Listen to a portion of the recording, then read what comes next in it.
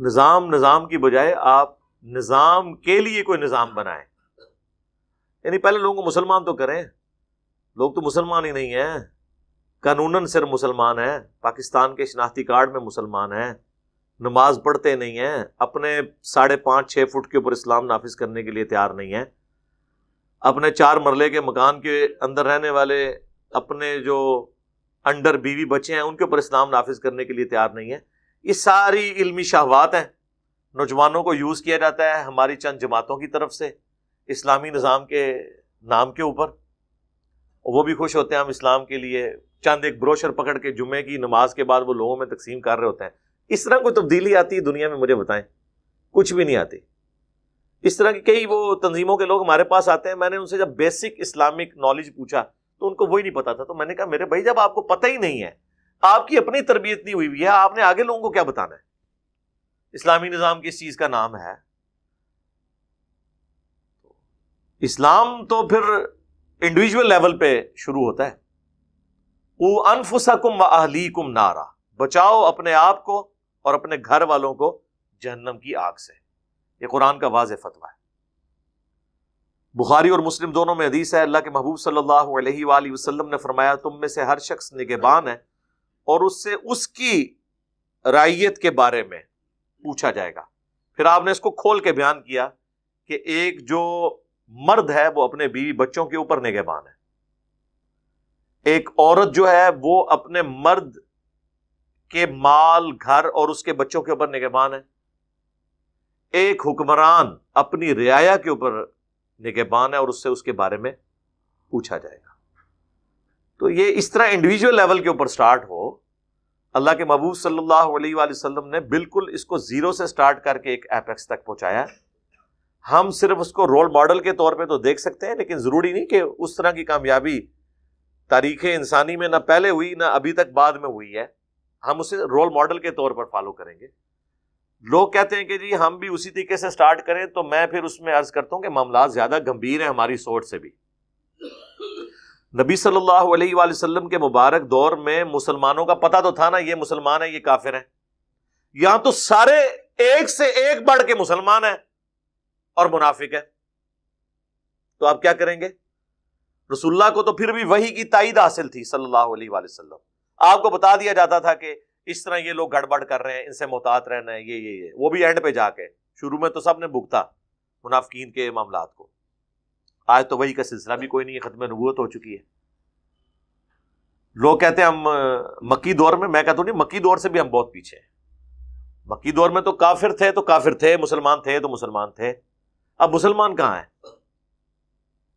Even جو مذہبی رجحان رکھنے والے لوگ ہیں نا، وہ بھی بس اتنا مذہب پہ چلنا پسند کرتے ہیں جس سے ان کے معاملات کو نقصان نہ پہنچے.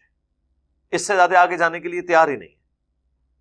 انڈیا، پاکستان، بنگلہ دیش، افغانستان کے اندر اگر کوئی شخص مذہبی ہوتا ہے تو وہ مذہبی ہونے کا مطلب یہ سمجھتا ہے داڑھی رکھ لے، پگڑی پہن لے، شلوار ٹخنوں سے اوپر کر لے، 5 وقت نماز شروع کر لے، باقی اپنے کاروبار کے معاملات میں کام چک کے رکھے.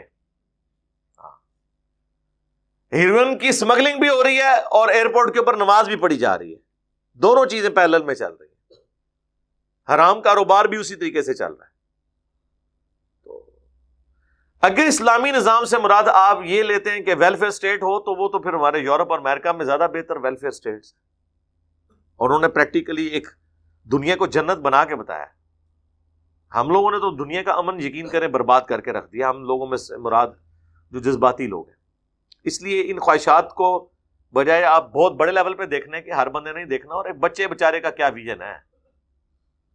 یقین کریں اسٹوڈنٹ لائف میں تو جماعتوں کے بڑے بڑے امیر کس طریقے سے کان پکڑ کے ہانکتے رہتے ہیں، حالانکہ پیچھے ریالٹی کیا ہوتی ہے. اس کی نمائندہ مثال آپ اسلامی جمعیت طلباء دیکھ لیں. یعنی یہ 90s کے اندر کن کاموں کے لیے یہ جماعت یوز ہوتی رہی. مودودی صاحب کا ویژن کیا تھا اور جماعت بالکل اس کے الٹ چلی. ایک بندہ جو کہ خود وہاں پہ موجود تھا مودودی صاحب کی مجلس میں، اس نے مجھے بتایا کہ جب ضیاء الحق کا ماشاء اللہ لگا نا، تو ایک میجر صاحب مولانا مودودی رحمہ اللہ کو ملنے کے لیے آئے جو ان کے معتقد بھی تھے. تو انہوں نے آگے سلام عرض کیا تو مودودی صاحب نے پوچھا کہ بھئی یہاں کیسے معاملات چل رہے ہیں؟ ان کا جی کافی بہتر چل رہے ہیں، انشاءاللہ یہ ہو جائے گا وہ ہو جائے گا. وہ ہمیں پتا کیا ہوا پھر اس کے بعد.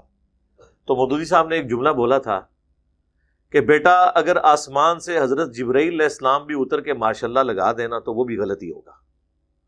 کسی شخص کو بندوق کے زور پر کسی پہ مسلط ہونے کی اللہ، قرآن، اسلام اور اللہ کے محبوب صلی اللہ علیہ وآلہ وسلم اجازت نہیں دیتے. آپ فریڈم آف ایکسپریشن کو اس طریقے سے دبا نہیں سکتے.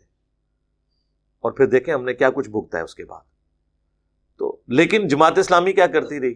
90s کے اندر جتنی حکومتیں ختم ہوئی ہیں، قاضی حسین صاحب رحمہ اللہ، اللہ تعالیٰ ان کی غلطیوں سے درگزر فرمائے، نیک کاموں کا انہیں اجر دے، وہ بالکل جماعت اسلامی کو دوسرے ٹریک پہ لے کے چل پڑے.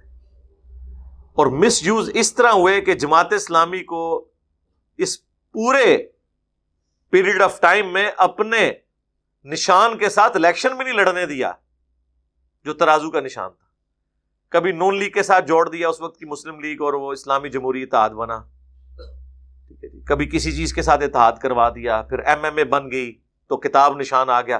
جماعت اسلامی کی شناخت کو ختم کر کے رکھ دیا. اب یہ سراج الحق صاحب آ کے کوشش کر رہے ہیں کہ اس کو ہم اسی ڈگر پہ واپس لے کے جائیں.